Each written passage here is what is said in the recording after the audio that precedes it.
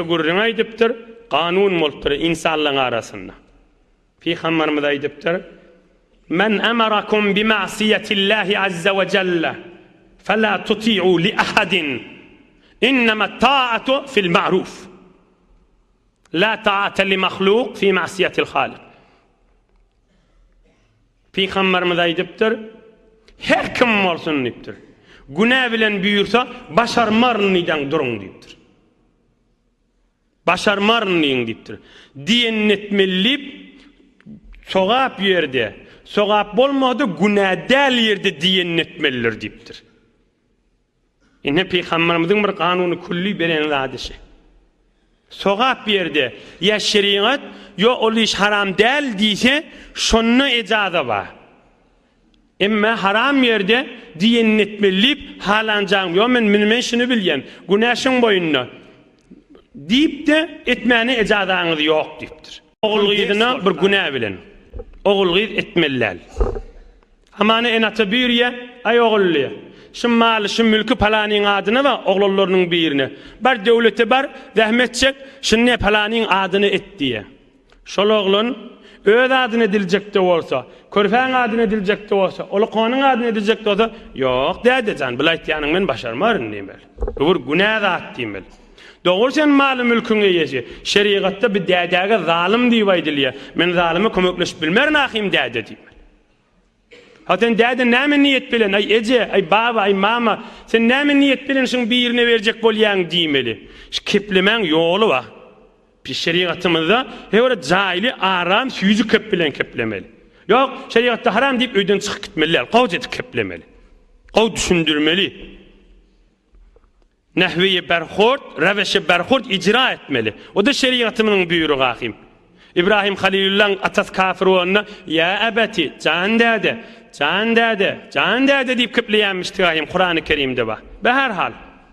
Eğer dede ya şu kaka, şu oğlunun aktığının birine çirecek bolya da, yok ola bir meriz, fakir işlep bilene, yalta değil ha. Hakkı enamına dert var, yati. Otura hamana, felçliği var, oğlunun aktığının bir. Şondan çireyim beriyen deyse, bununla şeriatta doğru beramalı. Ya meselen, o oğlumma, ol koy Kur'an okuyusun, din ilmini okuyun, molla olsun, halka musulmanları ve İslam'a hıtmat etsin, dünyadan gaygısı olmasın, şondan çireyim şu ammar şona ver, tükan şona ver, nemen şona ver diye bir de şeriatta doğru. Dünyanın özlemen dini hıtmat eder yalışı doğruları. Yani bir de şeriatta doğru. Yok diye de bazılardan daşgari yönü goğunun hoşluğundan çüreyim, ya öz yüreğine vatansan, ya bir başka zatlardan çüreyim olsa, bir doğrulumuzun arasının ağdalalığa sebep bolma haydi demeli. Doğrulumuzun arası mıdam kineli olmağa sebep bolma, sen olukan adam olpsun demeli. Yok da yür bari şeriatta demeli, ahunca näme diye, ulamalı näme diye, Kur'an'dan, dinin bir de aysın bir diye değil demeli. İnhe, şu bir olukan raayet bolmalı zadın bir. Ya meselen bir tor gelirler var.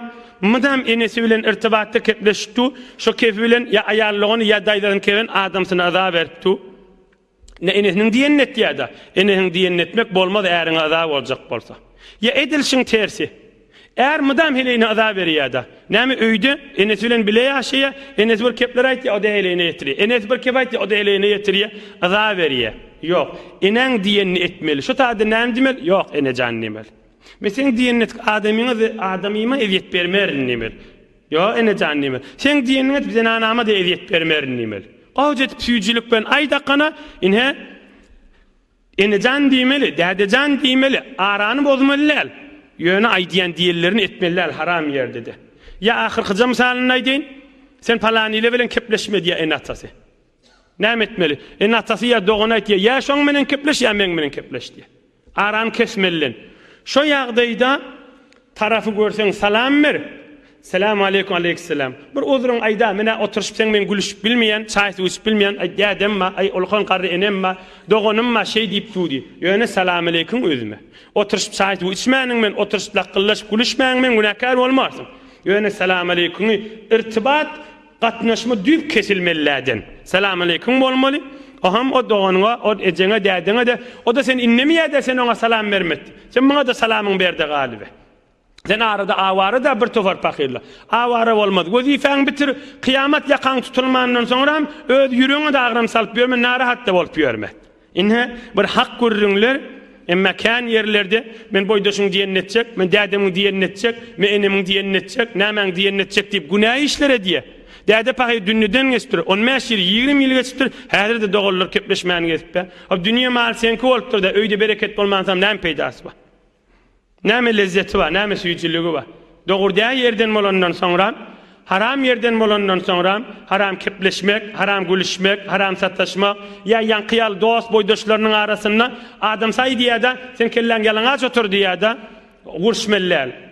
Canärim diýmeli, can palany diýmeli, süýz kepme aýtmaly. Ýüregim etmeýär, hayam ejade bermeýär, imanym ejade bermeýär. Men halk ýokka öýde men rahat bolaýyn. İnşallah erhileýin meselesini bir fursatda açyklap hyzmatyňyza ýetirer.